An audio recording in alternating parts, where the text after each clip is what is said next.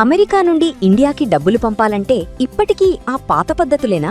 అందుకే వచ్చేసింది my purse. Download now. నమస్తే, నేను Keshav. Welcome to Suman TV. సంపూర్ణ సూర్యగ్రహణం ఏర్పడబోతోంది ఆగస్టు 12వ తేదీన. నిజంగా సంపూర్ణంగా భారతదేశంలో కూడా ఈ సూర్యగ్రహణం కనిపిస్తుందా? ఏ దేశాల్లో సంపూర్ణ సూర్యగ్రహణం కనిపించే అవకాశం ఉంది? అలానే దాని ప్రభావం ఎలా ఉంటుంది? దానికి సంబంధించినటువంటి పరిష్కారాలు ఏంటి తెలుసుకునే ప్రయత్నం చేద్దాం. మనతో పాటు ప్రముఖ జ్యోతిష్యులు నందిబట్ల శ్రీహరి శర్మ గారు ఉన్నారు. శర్మ గారు నమస్తే. వాగర్థావివ సంపృక్తౌ వాగర్థ ప్రతిపత్తయే జగతః పితరౌ వందే పార్వతీ పరమేశ్వరౌ.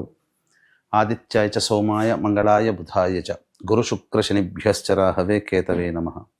శృంగేరి జగద్గురు పీఠాధిపతులకి, కంచి పీఠాధిపతులకి నమస్కారములు తెలియజేసుకుంటూ కార్యక్రమాన్ని ప్రారంభిద్దాం. సూర్యగ్రహణం మన దేశం పైన ఎలాంటి ప్రభావం చూపిస్తుంది? అసలు ఏ ప్రాంతాల్లో సంపూర్ణ సూర్యగ్రహణం జరిగే అవకాశం ఉంది? సంపూర్ణ సూర్యగ్రహణం ఆగస్టు 12వ తారీఖు రోజున ఏదైతే ఏర్పడుతుందో అది మన భారతదేశంలో కనిపించదు. కనిపించినటువంటి గ్రహణానికి ఆచారాలు, నియమాలు అంటే పట్టు విడుపు స్నానాలు, దేవాలయాలు మూసివేయడాలు, అలాగే భోజన విషయాలు, శ్రాద్ధాది కర్మల విషయాలు, దానాది కర్మలు ఈ భారతదేశంలో ఉన్న వాళ్ళు ఎవ్వరూ కూడా పాటించాల్సిన అవసరం లేదు. అయితే ఇది ప్రధానంగా యూరోప్ మరియు నార్త్ అమెరికా, కెనడా లాంటి దేశాల్లో ఇది కనిపిస్తుంది. గ్రీన్లాండ్, ఐస్లాండ్, స్పెయిన్, మొరాకో, అలాగే ఆస్ట్రియా, జర్మనీ, యునైటెడ్ కింగ్డమ్, అలాగే రష్యా, ఉక్రెయిన్ ఇలాంటి దేశాలలో సంపూర్ణ సూర్యగ్రహణం, నార్త్ అమెరికా, కెనడా లాంటి దేశాలలో పాక్షిక సూర్యగ్రహణ ప్రభావం అనేటువంటిది ఉంటుంది.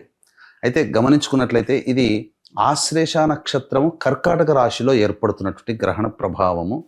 ఈ ప్రభావం వలన మేష, మిథున, కర్కాటక, సింహ, తుల, వృశ్చిక, ధనస్సు, మకర, మీన రాశుల్లో కానీ ఈ చెప్పిన లగ్నాలలో జన్మించినటువంటి వాళ్ళకి కొంత దుష్ప్రభావం అనేటువంటిది ఉంటుంది. అయితే ప్రేక్షకులు ఇక్కడ ప్రధానంగా గమనించాల్సింది, దుష్ప్రభావం అనగానే పెనంలోంచి పొయ్యిలో పడ్డట్టు అని కాకుండా, ఏదో జీవితం తలకిందులైపోతున్నట్టు కాకుండా భావన కాదు. ఎవ్వరు కూడా ప్యానిక్ అవ్వాల్సిన అవసరం లేదు, భయపడాల్సిన అవసరం అంతకన్నా లేదు. దుష్ప్రభావం అంటే ఏంటండి? సాధారణంగా వ్యాపారం చేసుకునేటువంటి వ్యక్తికి, ఈ రాశుల్లో జన్మించిన వాళ్ళు ప్రపంచవ్యాప్తంగా ఎక్కడ ఉన్నప్పటికీ కూడా ఒక 50 రూపాయలు నష్టం వస్తుంది అని అనుకోండి. నెలకు మొత్తానికి ఒక 50 రూపాయలు అనుకుందాం. దీనికి 75 రూపాయలు నష్టం రావచ్చు. ఒక దెబ్బ తగలాలని మనకు రాసి పెట్టి ఉంది. ఈ గ్రహణ ప్రభావంలో కాస్త ఎక్కువ మొత్తంలో దెబ్బ తగులుతుంది, బాధపడతాం. లేదా ఒక వ్యక్తి చేత అవమానించబడతామని అనుకుంటే పలువురి చేత అవమానించబడడం జరుగుతుంది. అంతే తప్ప జీవితం తలకిందులయ్యేటువంటిది ఏది ఉండదు. ఉద్యోగాలు కోల్పోవడాలు అట్లాంటివి ఏమీ ఉండవు. కాకపోతే ప్రధానంగా సమస్యాత్మకమైనటువంటి జీవితం అనేటువంటిది ఉంటుంది. ఎందుకంటే మనఃకారకుడైనటువంటి చంద్రుడి ఇంటిలో ఈ యొక్క గ్రహణ ప్రభావం ఏర్పడుతుంది. పైగా విద్యాకారకుడు, ధనకారకుడు, సంతానకారకుడు, పనులలో అనుకూలతను సూచించే గ్రహము, కీర్తి ప్రతిష్టలకు సంబంధించిన గ్రహము అయినటువంటి గురువు కర్కాటక రాశిలో ఉండగా, ఆశ్లేష నక్షత్రంలో ఉన్నది సహజ భచక్రానికి 4వ ఇంటు. 4వ ఇల్లు ఏంటంటే మనస్సు, సంతోషము, ఆనందము వీటిని సూచించేటువంటిది. ఆ స్థానంలో ప్రధానంగా గ్రహణ ప్రభావం ఏర్పడుతున్నందువల్ల ఈ చెప్పినటువంటి మేష, మిథున, కర్కాటక, సింహ, తుల, వృశ్చిక, ధనస్సు, మకర, మీన రాశుల్లో లేదా ఈ చెప్పిన లగ్నాలలో జన్మించినటువంటి వాళ్ళకి దుష్ప్రభావం కొంత ఉంటుంది.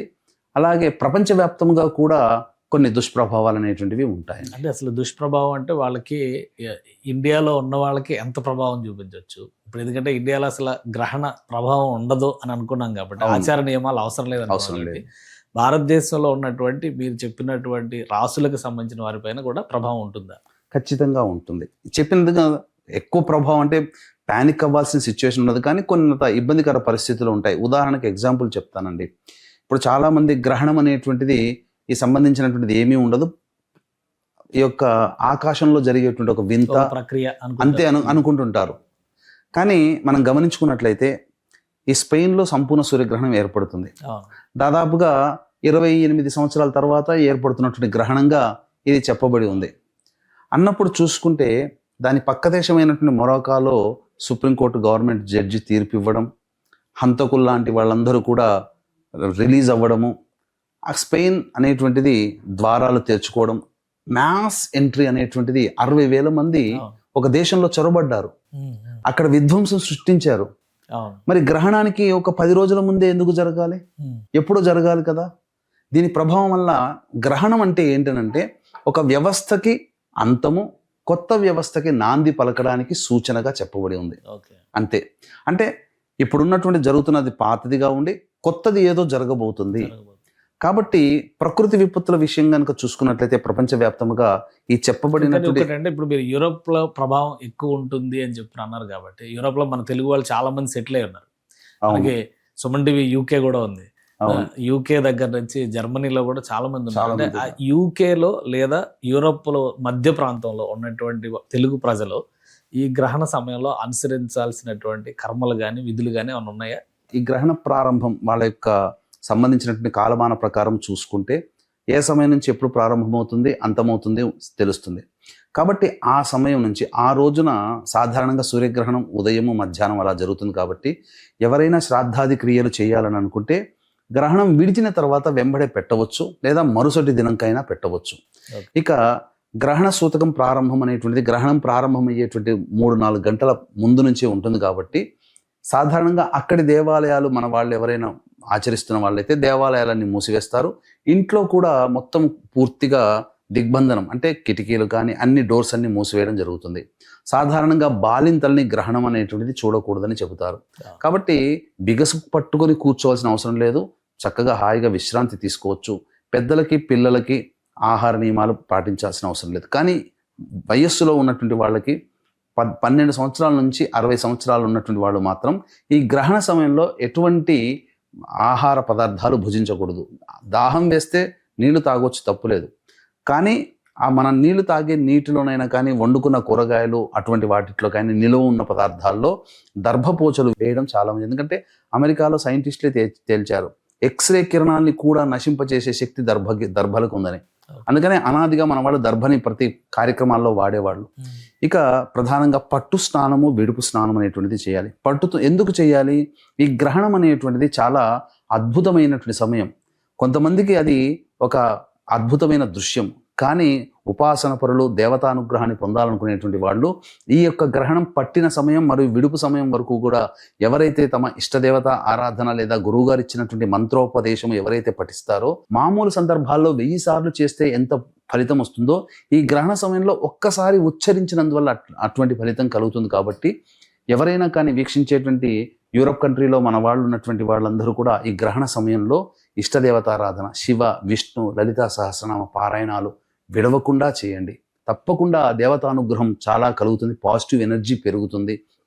అలాగే విడిచిన తర్వాత స్నానం ఆచరించిన తర్వాత ఇల్లంతా కూడాను శుభ్రపరచుకోవడం, ఇంట్లో ఉన్నటువంటి పూజా మందిరంలో చిత్రపటాలన్నీ కూడాను మళ్ళీ శుభ్రపరచుకోవడం, వెండి వస్తువులు ఇత్తడి వస్తువులన్నీ కూడాను చక్కగా శుభ్రపరచుకోవడం లాంటిది చేసుకొని ఇల్లంతా శుభ్రపరచుకున్న తర్వాత ధూపం వేసేసి తదనంతరం మళ్ళీ కార్యక్రమాలన్నిటువంటివన్నీ సజావుగా చేసుకోవచ్చు.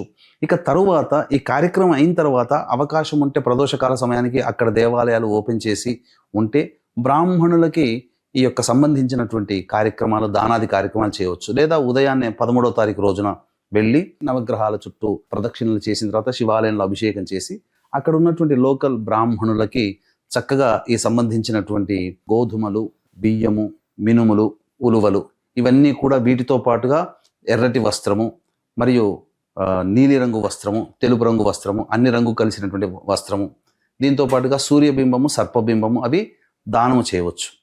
చేసిన తర్వాత బ్రాహ్మణుడికి స్వయం భాగదానం చేస్తే చాలా మటుకు గ్రహణ దోషంతో ఇబ్బంది పడుతున్నటువంటి ఈ రాశిలో జన్మించినటువంటి వారికి ఈ యొక్క దోష నివారణ అనేటువంటిది జరుగుతుంది. అంటే ఇది ఏంటి? ఇది నిజంగా జరుగుతుందా? ఇది విశ్వాసంతో కూడుకున్నటువంటిది. దీని ప్రభావం ఏమవుతుందనంటే ఇది అనుభవించినటువంటి వాళ్ళు మాత్రమే చెప్పగలరు. ఎందుకంటే ఈ గ్రహణ తదనంతరం ఈ యొక్క దోష నివారణ జరుపుకున్నటువంటి వాళ్ళు చాలామంది ఇంతకుముందు ఏర్పడినటువంటి గ్రహణాల్లో మేము పలానా రోజు పూజ చేసుకున్నాం ఈ గ్రహణం తర్వాత, లేదా ఈ యొక్క దానం చేసుకున్నాం, కానీ తర్వాత మేము అనుకున్నట్టుగా ఈ రాశిలో మాకు ఇబ్బంది కలిగింది, కింద పడ్డాము, కానీ సేఫ్ సైడ్ అయిపోయామండి, ఇదే పెద్ద దెబ్బ తగిలి ఉంటే మాకేమయ్యేది, ఆనాడు చేసుకున్న పూజా ఫలితం. ఏదైనా ఎవరైనా కానీ ప్రతి మతంలో దైవం ఉంటుంది, విశ్వాసం ఉంటుంది. మనం నమ్మి విశ్వాసంతో చేస్తే భగవంతుడు సదా మనల్ని రక్షిస్తాడు. కాబట్టి ఈ విధంగా చేసుకోవచ్చు. అలాగే ఈ చెప్పినటువంటి మేష, మిథున, కర్కాటక, సింహతుల, వృశ్చిక, ధనస్సు, మకర, మీన రాశిలో జన్మించినటువంటి వారికి ఈ గ్రహణ దోష నివారణార్థమై మన పీఠం ఆధ్వర్యంలో కుక్కి సుబ్రహ్మణ్య క్షేత్రంలో ఈ గ్రహణ దోష నివారణ పూజలు, హోమాలు అన్నిటి చేయించడం జరుగుతుందండి. అవకాశం ఉన్నవాళ్ళు స్క్రీన్పై కనిపిస్తున్న నెంబర్కి కాంటాక్ట్ చేసి గోత్రనామాదులు 12వ తారీఖు రాత్రి 8 గంటల లోపల నమోదు చేసుకోవచ్చు. ఎందుకనంటే ఇది 12వ తారీఖు యూరోప్ కంట్రీలో ఉదయం ఏర్పడుతుంది. ఓకే. మన భారత కాలమానానికి తర్జుమా చేసుకుంటే రాత్రి 9:24 నుంచి మధ్యరాత్రి 1:46, మ్యాక్సిమం 2:04 వరకు ఈ యొక్క గ్రహణ ప్రభావం మన భారతదేశంలో ఉంటుంది. ఓకే. కాబట్టి భారతదేశంలో ఎవరైతే నివసిస్తున్నారో వాళ్ళు ఆ కాలానికి ఈ యొక్క సమయానికి దేవతా పూజలు, ఉపాసన, మంత్రోపాసన చేస్తే ఆ గ్రహణ సమయంలో వచ్చే ఫలితం మనకి ఇక్కడ కలుగుతుంది. ఓకే. అందుకనే ఆ సమయంలో చేయించడం జరుగుతుంది. సో అమెరికాలో ఉండే వాళ్ళకి, మన తెలుగు వాళ్ళకి, అమెరికాలో ఉండే వాళ్ళు, నార్త్ అమెరికా కానీ, అవును. ఇప్పుడున్న అమెరికాలో కానీ, అమెరికా సంయుక్త రాష్ట్రాల్లో ఎక్కడెక్కడ ఎప్పుడు వస్తుంది, అక్కడ తీసుకోవాల్సిన జాగ్రత్తలు ఏంటి?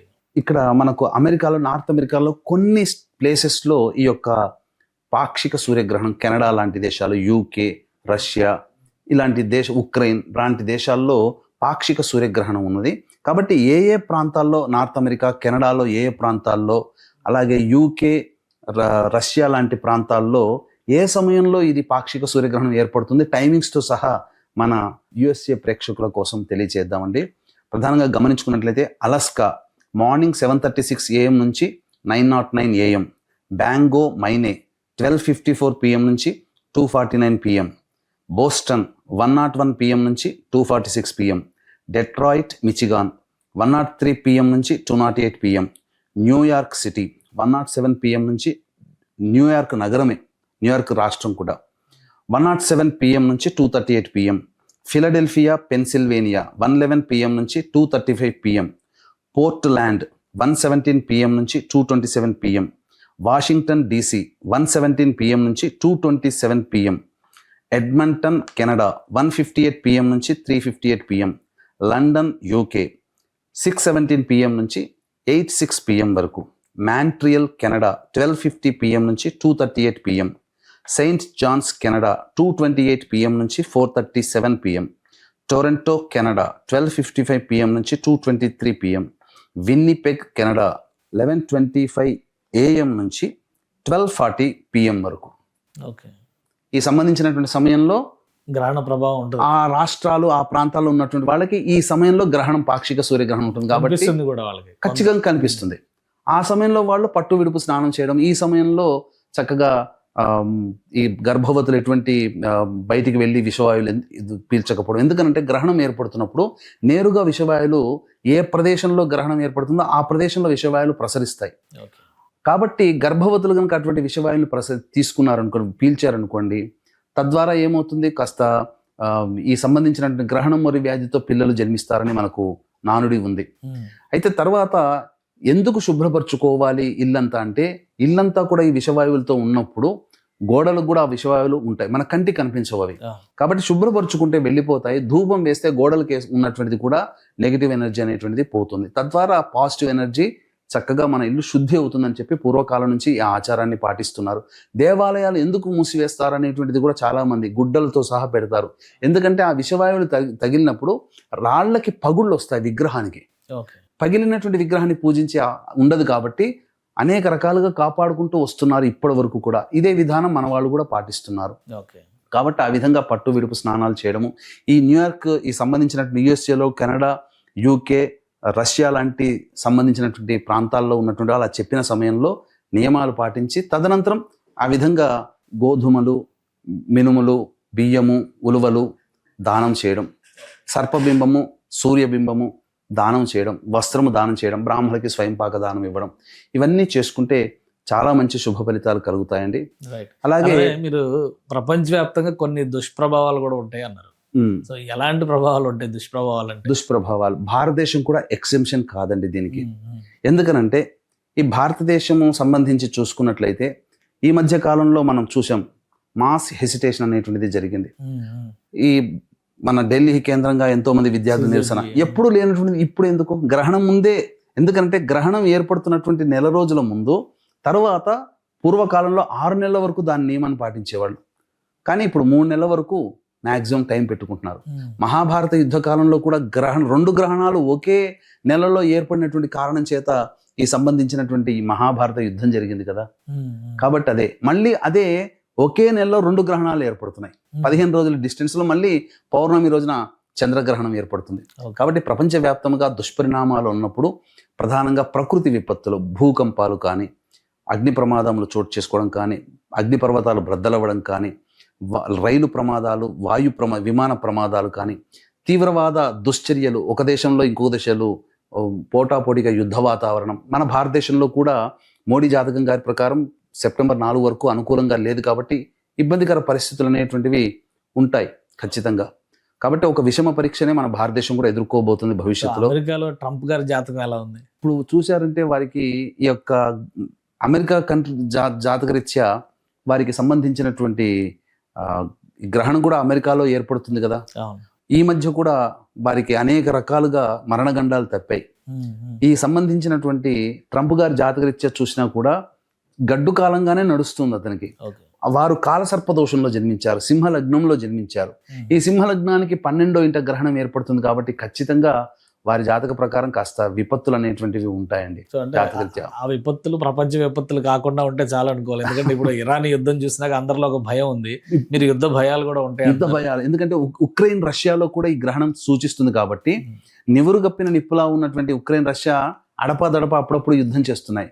దీని ప్రభావం వల్ల ఒక మార్పుకి సంకేతమని మనకు చెప్పింది గ్రహణం ద్వారా మనకు తెలుస్తుంది. మార్పుకి సంకేతం అంటే యుద్ధం బాగా తీవ్రతరం అవ్వచ్చు, లేదా ఆల్ ఆఫ్ సడన్గా 2 దేశాల అధ్యక్షులు కూర్చొని కలిసి మాట్లాడుకొని శాంతి ఒప్పందం అయినా కావచ్చు. ఏదైనా ఒక మార్పుకి సంకేతం అనేటువంటి ఈ గ్రహణం సూచిస్తుంది. ఈ గ్రహణం ఏర్పడుతున్నటువంటి ప్రాంతంలో ఈ ఉక్రెయిన్ రష్యా కూడా ఉండడం కూడా యుద్ధ వాతావరణానికి సంబంధించినటువంటి ఏదైనా ఫలితాలు అతి త్వరలో మనం తెలుసుకోవచ్చు. అంటే ఈ చెప్పినటువంటి ఈ యొక్క మన వాళ్ళు ఎక్కడ ఉన్నప్పటికీ కూడా మేష, మిథున, కర్కాటక, సింహ, తుల, వృశ్చిక, ధనస్సు, మకర, మీన రాశులు 9 రాశుల్లో ఉన్న వాళ్ళకి మాత్రం కాస్త హెచ్చరికలు లాంటివి చేయవచ్చు. జాగ్రత్తగా ఉండాలి. ఒకటికి సారి ఎందుకంటే శని కూడా వక్రీకరించున్నాడు. ఏ పని చేసినా రివిజన్ చేసుకొని పని చేయమని చెప్పింది. ఈ యొక్క కన్యా రాశికి, వృషభ రాశికి, అలాగే కుంభరాశికి మాత్రం ఈ యొక్క గ్రహణ ప్రభావం వల్ల పాజిటివ్ సైన్స్ అనేటువంటివి పెరుగుతాయి. తప్పకుండా ఈ లగ్నాల్లో జన్మించినటువంటి వాళ్ళకి పాజిటివ్. చెప్పిన రాశులు ఏవైతే బాగోలేదన్నారో ఆ లగ్నాల్లో జన్మించినటువంటి వాళ్ళు మాత్రం కేర్ఫుల్గా ఉండాలి. అంతేకాని ప్యానిక్ అవ్వాల్సిన అవసరం లేదండి. ఎవరు చెప్పినా భయపడకండి. సమస్య కొద్దిగా తీవ్రతంగా ఎక్కువగా ఉంటుంది కాబట్టి దగ్గరలో చక్కగా దేవత అనుగ్రహాన్ని పొందే విధంగా శివాభిషేకం చేసుకోండి చాలు. శక్తి ఉంటే దానాది కార్యక్రమాలు చెప్పిన విధంగా చేసుకోండి. ఇంకా అవకాశం ఉంటే అదే ఈ యొక్క ఆగస్టు 12వ తేదీన కుక్కి సుబ్రహ్మణ్య క్షేత్రంలో మన పీఠం ఆధ్వర్యంలో గ్రహణ దోష నివారణ పూజలు జరుగుతున్నాయి. 12వ తారీఖు రాత్రి 8 గంటల లోపల స్క్రీన్పై కనిపిస్తున్న నెంబర్కి కాంటాక్ట్ చేసి గోత్రనామాదులు నమోదు చేసుకోవచ్చు. Right. Thank you Srihari Sharma గారు విశ్లేషణ అందించినందుకు. ఇది సూర్యగ్రహణ ప్రభావం మన దేశం పైన ఇమ్మీడియట్గా లేకపోయినా కానీ కొన్ని రాశుల పైన ఆ ప్రభావం కనిపించేటువంటి అవకాశాలు ఉన్నాయని శ్రీహరి శర్మ గారు చెప్తున్నారు. దానికి పరిహారాలు కూడా సూచించారు. ఇక విదేశాల్లో ఉన్నటువంటి తెలుగు వాళ్ళు గ్రహణ సమయాలని నోట్ చేసుకొని జాగ్రత్తలు పాటించాల్సిన అవసరం ఉందని చెప్పి సూచిస్తున్నారు. ఇది స్పెషల్ డిస్కషన్. Keep watching.